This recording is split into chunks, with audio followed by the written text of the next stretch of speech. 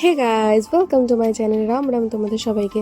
তো এখানে আমরা সবাই মিলে বেরিয়ে পড়েছিলাম দিদি বাড়িতে রিসেপশনে যাব বলে। আর আমরা এখন বাড়ির থেকে বেরিয়েছি, তার কারণ হচ্ছে আমাদের সবারই গাড়িতে যেতে অসুবিধে হয়, আর এতটা দূর গাড়িতে সেজে গুজে যাওয়াটা খুবই কষ্টের ব্যাপার। তাই আমরা সবাই মিলে মজা করতে করতে ট্রেনেই চলে গেলাম। আর জেনারেল কামরায় প্রচুর ভিড় ছিল বলে আমরা প্রথমে স্লিপারে উঠেছিলাম, তারপর টিটি এসে আমাদেরকে বললো যে ফাইন করে দেবে, পরের স্টেশনে নেমে জেনারেলে উঠে যেতে। তো তারপর আমরা জেনারেলে চলে এলাম, আর জেনারেলে এসে দেখি প্রচুর ভিড়, আমাদেরকে বাথরুমের সামনে এসে বসতে হয়েছিল। তো তারপর আমরা ওইভাবেই গান টান করে সবাই মিলে মজা করে চলে আসি। তারপর এখান থেকে ট্রেন থেকে নেমে টোটো করে চলে যাই দিদির বাড়িতে। তো প্রথমে খুবই জল চেষ্টা পাচ্ছিলো, এত গরম লাগছিল, তো এখান থেকে জল আর মজা নিয়ে আমরা চলে যাই দিদির বাড়িতে। আর দিদির বাড়িতে গিয়ে দেখি যে ওখানে ওকে সাজানো হচ্ছে।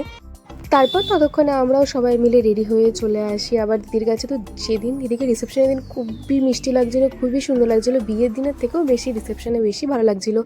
অবশ্য সিঁদুর পরলে সব মেয়েদেরই মুখটা পাল্টে যায়, খুবই সুন্দর হয়ে যায় দেখতে।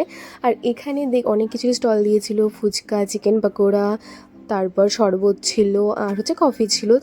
তারপর আমরা সবাই মিলে ফুচকা খেয়ে চলে আসি চিকেন পকোড়া নিয়ে খাওয়ার জন্য। তো খুবই গরম লাগছিলো, ফ্যানের সামনে বসে আমরা চিকেন পকোড়া খাচ্ছিলাম। আর আমি তো চিকেন পকোড়া খাওয়ার সময় সস পুরো জামাতে ফেলে পুরো জামাটা নষ্ট করে দিয়েছিলাম। আর তারপর আমরা সবাই মিলে এখানে ডান্স হচ্ছিলো, আমরা সবাই মিলে একটু ডান্স করে নিই, আর খুবই মজা হয়েছিলো ডান্স। সবাই মিলে প্রচণ্ড মজা করেছিল, সবাই ডান্স করেছিল।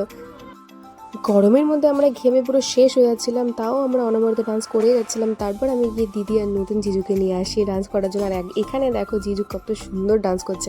তারপরে যেহেতু অনেকটা রাত হয়ে গেছিলো, বাড়ি ফিরতে হবে, সেই জন্য আমরা সবাই মিলে বসে পড়ি খেতে। আর এখানে দেখতেই পাচ্ছ সবাইকে, আমি, আমার দিদি, আর সাথে আমার ওই দিদি নতুন জিজুও বসেছিল খেতে। তো আমরা সবাই মিলে খেতে বসেছিলাম। তারপর খাওয়া দাওয়া শেষ করার পরে আমরা এখন বাড়ি চলে যাওয়ার পালা আসে। আর এখানে দেখো দিদি মুখটা পুরো গম্ভীর করে দাঁড়িয়ে আছে, কারণ খুবই কষ্ট হচ্ছিলো, যেহেতু ওর বাড়ির লোক সবাই চলে আসছিলাম আমরা।